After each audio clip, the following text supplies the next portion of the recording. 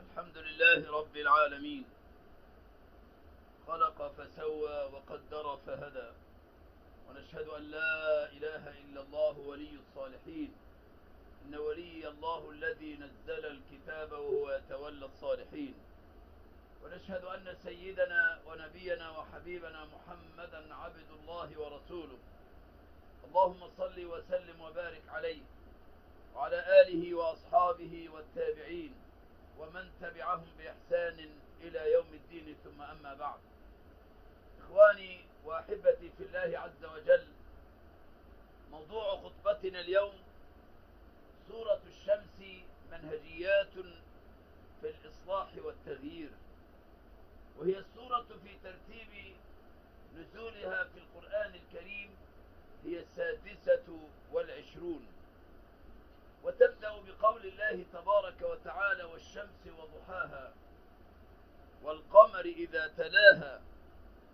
وضوح الرؤيا بعد ليلة القدر إذا نزل القرآن كان كالشمس في رابعة النهار، وكان كالشمس بدرا في الليل. هي السورة التي نزلت بعد سورة القدر. والشمس وضحاها، والضحى هو البروز في أي شيء. ضاحية البلد هي أكثر المكان بروزا لكل زائر وقادم وساكن. وعندما تشتد الشمس يكون وقت الضحى. والشمس وضحاها والقمر إذا تلاها والنهار إذا جلاها والليل إذا يغشاها والسماء وما بناها والأرض وما طحاها ونفس وما سواها. هذا القسم كله. فألهمها فجورها وتقواها. قد أفلح من زكاها وقد خاب من دساها. الله جل علاه يذكرنا بمنهجية وحدانية الخالق وزوجية المخلوقات والأفعال. فزوجية المخلوقات الشمس والقمر. والشمس ترد في القرآن الكريم 33 مرة، والقمر يرد في القرآن الكريم 27 مرة، ويشتركان إما في آية واحدة أو في توال لموضوع واحد في آيتين متواليتين في 24 مرة. فإذا جاء القمر في القرآن 27، إذن لا توجد غير 3 مواضع. كلا والقمر، يقسم الله تبارك وتعالى بالقمر وحده: اقتربت الساعة وانشق القمر. فهي مواضع محدودة في القرآن الكريم. أما الشمس والقمر فهما من آيات الله عز وجل التي يوجد لها جمع. فشمس تضيء بالنهار وقمر سراج بالليل، وكلاهما يحركهما رب العزة سبحانه. لا الشمس ينبغي لها أن تدرك القمر ولا الليل سابق النهار، وكل في فلك يسبحون. الشمس آية والقمر آية، ومن آياته الليل والنهار والشمس والقمر. الشمس والقمر دلائل إعجاز كانت لدى سيدنا إبراهيم عليه السلام، فلما رأى القمر بازغا قال هذا ربي، فلما رأى الشمس بازغة قال هذا ربي هذا أكبر. لكنه انفرد في ذكره الشمس في الحجة الدامغة والحكمة البالغة. فإن الله يأتي بالشمس من المشرق فأت بها من المغرب فبهت الذي كفر. وهذا من المواضع القليلة التي انفردت فيها الشمس في القرآن عن القمر. فإذا جئت إلى مواقيت العبادة فاصبر لحكم ربك وسبح، فاصبر على ما يقولون وسبح بحمد ربك قبل طلوع الشمس وقبل غروبها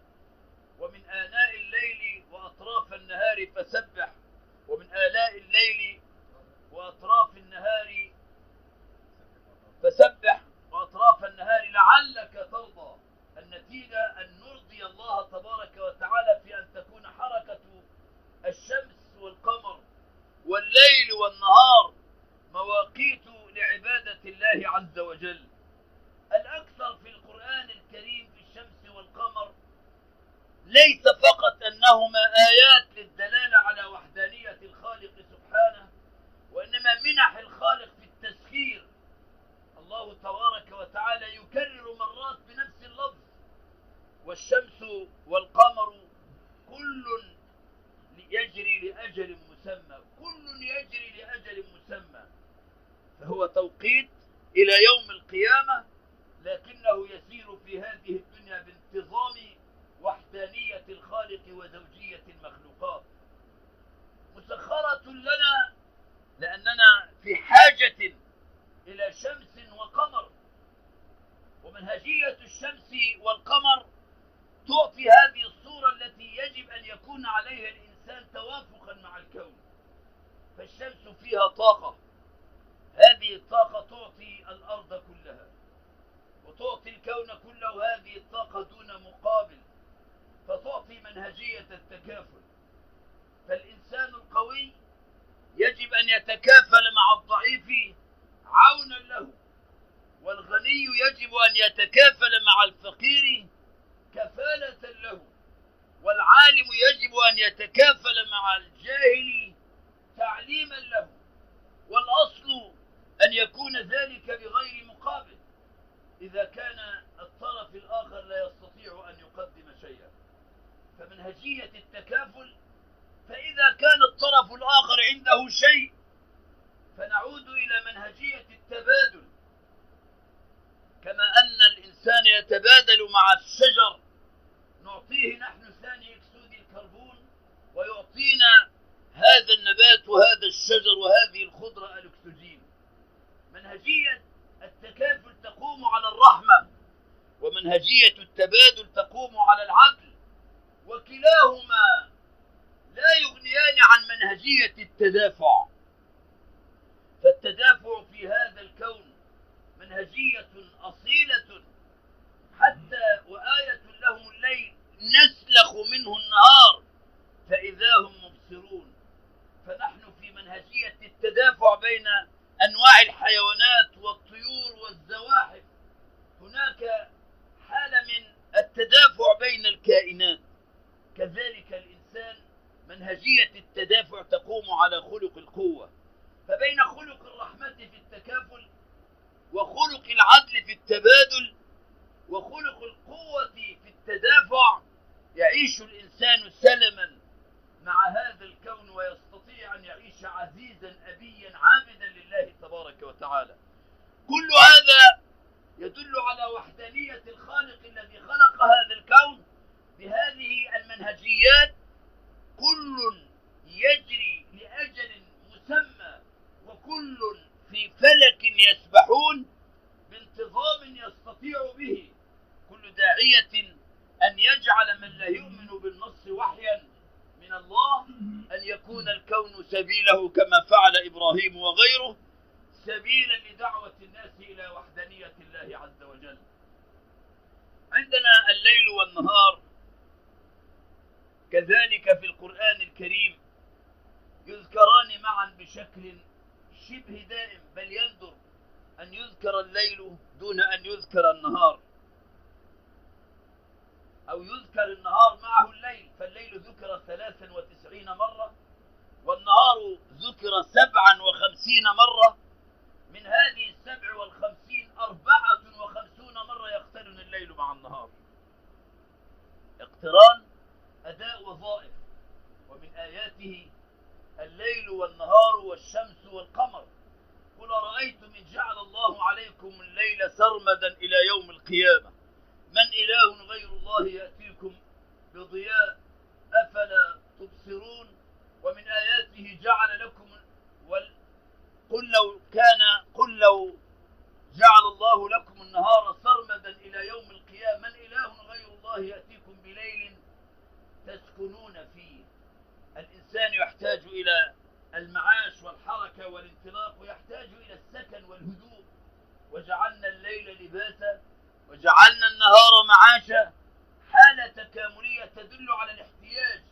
أما من خلق فهو الصمد الذي يحتاج الخلق كله إليه ولا يحتاج إلى أحد من خلقه أبدا. هناك 54 مرة من 57 ذكر فيها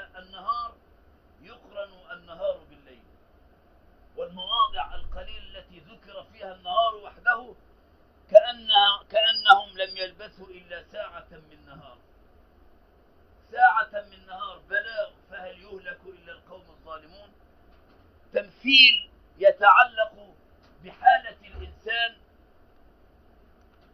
تمثيل يتعلق بحالة الإنسان الذي يحاول أن ينسى أن هذه الحياة الدنيا لا تساوي ساعة من ليل أو نهار. بلاغ، فهل يهلك إلا القوم الظالمون. كذلك السماء والأرض. السماء ذكرت في القرآن 310 مرات، أما الأرض التي نعيش عليها فذكرت أكثر من 450 مرة. الله جل في علاه يذكر الأرض والسماء أكثر من 250 مرة مقترنين، لوضوح زوجية هذه المخلوقات ووحدانية الخالق سبحانه وتعالى، في تأكيد دائم أن هذا الكون يسير وفق منهجية، ومن كل شيء خلقنا زوجين لعلكم تذكرون. كل شيء خلقنا زوجين لعلكم تذكرون.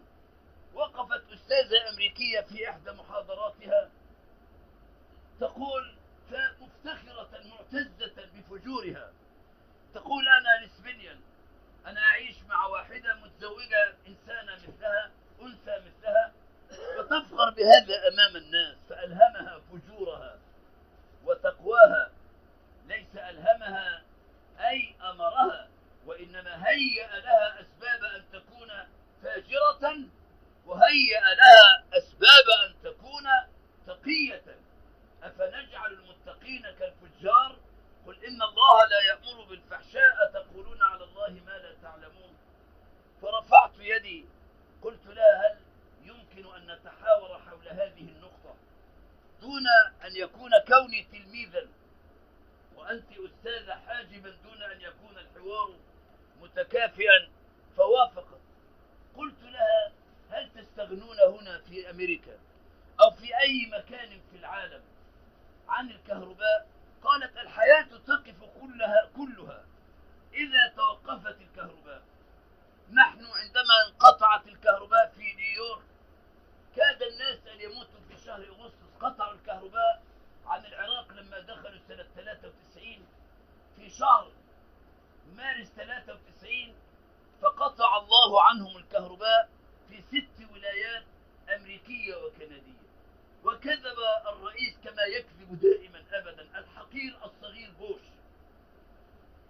قال إن هنالك مشكلة في المحولات، والمحولات كانت قديمة، لكن صدق رئيس وزراء كندا لأن هناك شبكة مشتركة بينهما. قال إن هذا الانقطاع الذي كلفنا مليارات، قال جاءت صاعقة من السماء أصابت المحولات عندنا. لو استمرت هذه الكهرباء مقطوعة أكثر من أيام لماتوا من الحر، لا يتحملون. فقالت الأستاذة نحن لا نتحمل لا في البرد، برد الشتاء نموت نتجمد. وهذه حقيقة، أنا رأيت السيارات تغطيها تماما الثلوج في مرات عديدة. قالوا نموت صيفا أو شتاء إذا قطعت الكهرباء. تقف المصانع وتقف الطائرات وتقف يقف كل شيء. قلت لها الكهرباء سالب وموجب، إذا وصلنا سالب مع سالب يحدث أفلة، وإذا وصلنا موجب مع موجب لا يمكن أن تكون هناك كهرباء، أيضا يكون هناك أزمة ومشكلة. فإذا انفصل بعيدا عن بعضهما لا توجد أيضا كهرباء. فإما أزمات في الاتصال من نفس النوع، أو أن يكون هناك انفصال فلا توجد كهرباء. لا بد من اتصال سالب مع موجب. هذه الأولى. الثانية، قلت لها هل يستطيع العالم أن يستغني عن الماء؟ وجعلنا من الماء كل شيء حي. الماء ذرتان، جزء من الأيدروجين وذرة من الأكسجين. لو أننا فصلنا الأيدروجين عن الأكسجين لكانت انفجارات لا حد لها، وانفجار وانشطار النووي يتعلق بمثل هذه الحالة.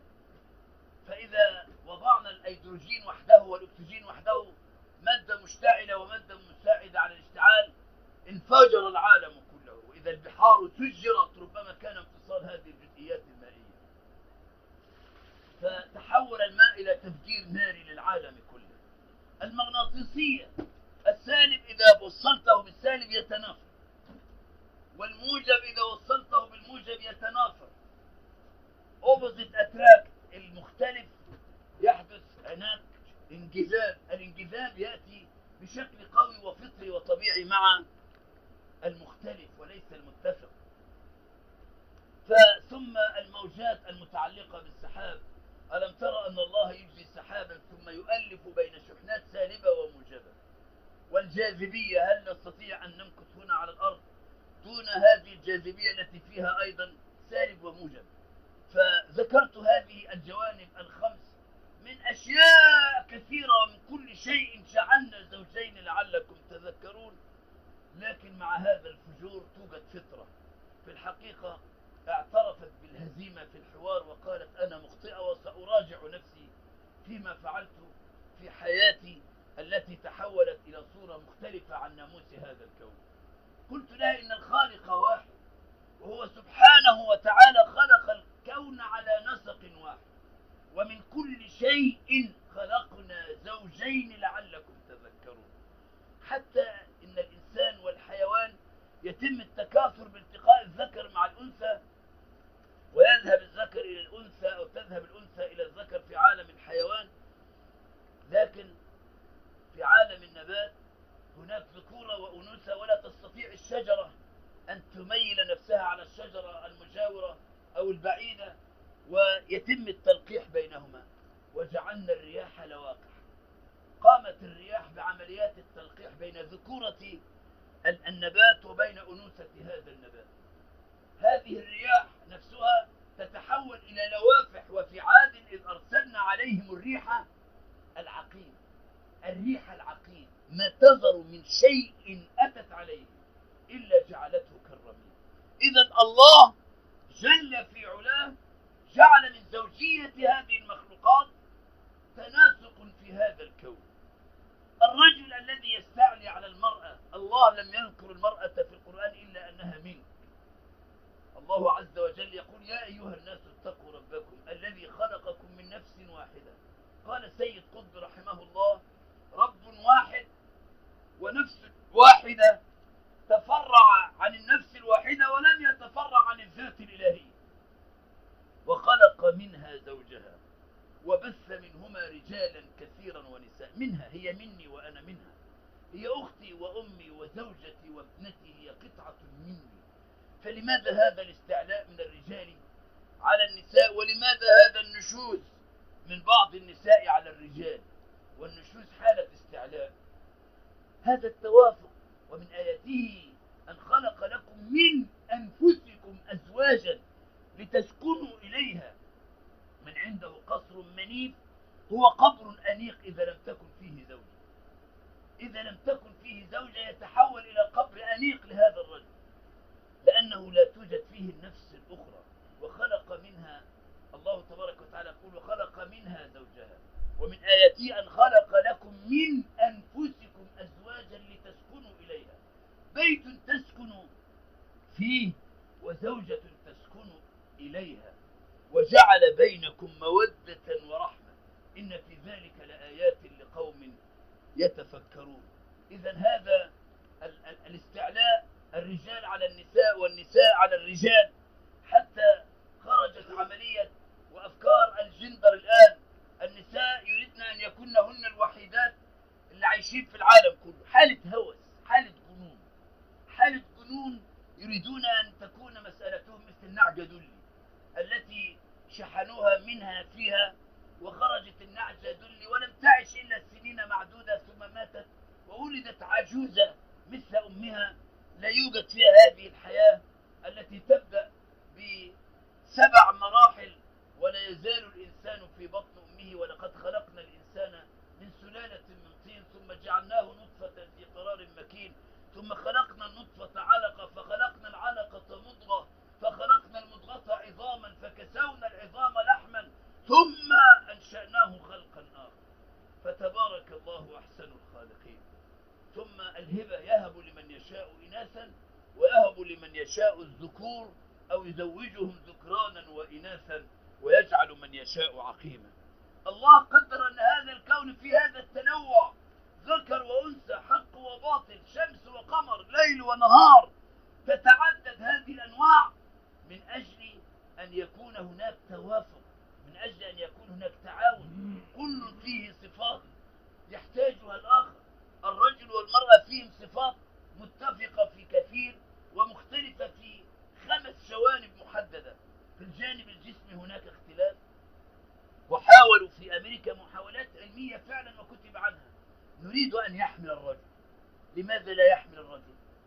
فحاولوا أن يوجدوا مكانا، لا يوجد مكان. المرأة فيها مكان مهيأ رباني، الرحم مهيأ لاستقبال طفل يكبر حتى يصل إلى حجم معين، 2 كيلو 3 كيلو، هناك بعض المولودين 4 كيلو، ثم ينزل من هذا المكان الضيق ثم السبيل يسر. طب من أين وكيف يفعلون مع الرجل؟ آخر ما وصلوا إليه، سنحاول ولم يفلحوا حتى الآن أن نجعل له رحما خارجيا، وصدق الله ما جعل الله لرجل من قلبين في جوفه. لكن المرأة تحتمل أن يكون هناك قلبان في جوفها، قلبها وقلب جنينها. هذه آية من آيات الله عز وجل، لكنهم يريدون مجابهة الخالق، كما قال الدكتور حسن حنفي في كتابه من الثورة، من العقيدة إلى الثورة. قال الثورة العلمية في فرنسا وفي أوروبا أنهت الحاجة إلى وجود شيء اسمه الخالق. الخالق فكرة قديمة هزيلة ضعيفة لإنسان كان يشعر بالعجز أن يضاهي هذا الكون، أن يخلق شيئا، أن يجتاز أقطار السماوات والأراضين. لكن العلم جعل الإنسان يطير في الهواء ويغوص في الماء، وهناك حرب النجوم، والعلم الآن يستطيع الإنسان أن يفعل ما شاء. وهذه الفكرة الرئيسية في رواية أولاد حارتنا. شبه الله وتعالى الله عن ذلك علوا كبرا بأنه سماه جبلاوي، وأنه يجلس في مكان لا يراه أحد، ويرسل رسولا إلى أدهم، هو مثال سيدنا آدم، وإلى جبل هو سيدنا موسى عليه السلام لارتباطه بالجبل، سيدنا عيسى رفاعة ومن رفعه الله إليه، ولم يواري سيدنا محمد سماه قاسم وهو أبو القاسم، وخديجة سماها قمر، والصحابة سماهم الجرابيع. والحل هو بالشخصية الأخيرة بعد أدهم وجبل ورفاعة وقاسم، وشخصية عرف. هي شخصية عرف. العلم كما يقول حسن حنفي أغنانا عن الخالق، عما يسمى فكرة الخالق. ثم قال لطلاب: لماذا يكون الله أفضل من الإنسان ولا يكون الإنسان أفضل من الله؟ لماذا لا ينزل إلينا ويقول ما عنده ونقول ما عندنا؟ وجاءني جمع من طلاب كلية الإعلام قالوا: الدكتور حسن حنفي يقول لنا كذا. قلت: أليس منكم رجل رشيد؟ لماذا لم تردوا عليها أيها الشباب؟ هل هذه الفكرة تحتاج إلى عالم كبير يقوم بالحجاج مع حسن حنفي أو غيره؟ وخرجت إلى الدكتور مأمون سلامة رحمه الله، أشهد أنه رئيس جامعة كان من النادرين، وكان ممن يخاف الله عز وجل.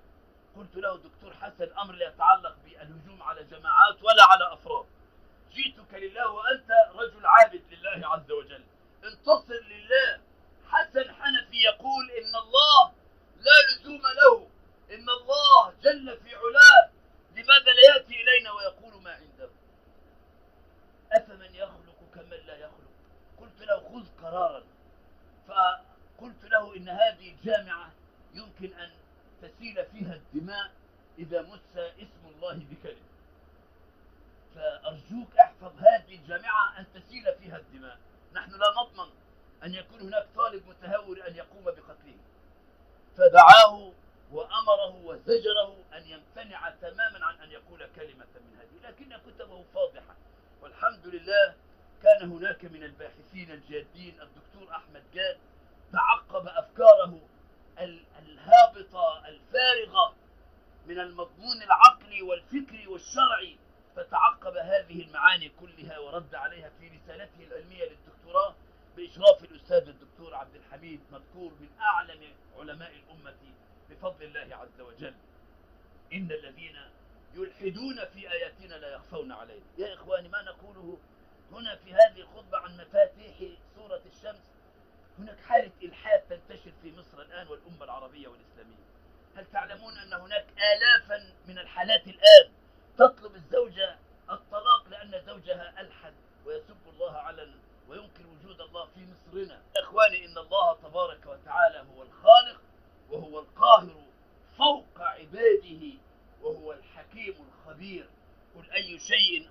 شهادة. قل الله شهيد بيني وبينكم وأوحي إلي هذا القرآن لأنذركم به ومن بلغ أئنكم لتشهدون أن مع الله آلهة أخرى قل لا أشهد قل إنما هو إله واحد وإنني بريء مما تشركون توبوا إلى الله جميعا أيها المؤمنون لعلكم تفلحون والتائب من الذنب كمن لا ذنب له.